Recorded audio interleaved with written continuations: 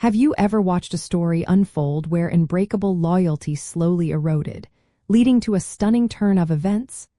What happens when deep personal bonds clash head-on with towering ambition and differing visions? Stringer Bell betrayed Avon Barksdale primarily because their visions for their criminal enterprise and their personal futures diverged dramatically.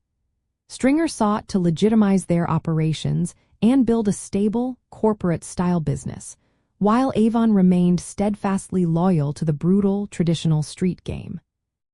Stringer, a meticulous and intelligent strategist, grew increasingly frustrated with the inherent chaos and immense risk of the drug trade. He actively pursued education, attending business classes and reading economic texts, genuinely believing that a more structured, legitimate approach would yield greater, safer profits. He saw Avon's impulsive reliance on violence and his inability to look beyond the street corners as a direct threat to their long-term success and his own soaring aspirations. Stringer's pragmatic approach clashed fundamentally with Avon's visceral loyalty and street code, where respect and retribution often trumped financial logic. This ideological rift led Stringer to make critical decisions behind Avon's back that constituted the betrayal. He orchestrated the murder of D'Angelo Barksdale, Avon's nephew, because D'Angelo represented a weak link and a potential informant, jeopardizing their transition to legitimacy.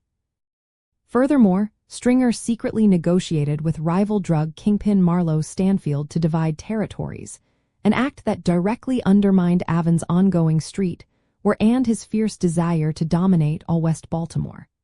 These actions were calculated moves to dismantle the old street order and clear a path for Stringer's new business model, without Avon's consent or knowledge. Stringer's attempts to introduce corporate principles into the drug trade were quite unique for his character.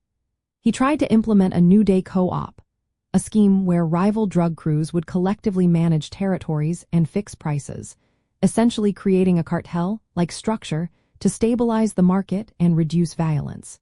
He even discussed concepts like supply and demand and market share in his business classes. This intellectual pursuit showcased his deep commitment to transforming their operation from a violent street gang into a sophisticated, albeit still illicit, enterprise, which Avon simply could not comprehend or embrace. Ultimately, Stringer Bell's betrayal was less about personal malice and more about a profound ideological split. He truly believed he was making the best strategic moves for their collective future, even if it meant sacrificing the street code and his foundational bond with Avon. His actions highlight the tension between raw street power and the alluring promise of corporate legitimacy, demonstrating how differing ambitions can fracture even the strongest loyalties, leading to tragic and inevitable consequences for all involved.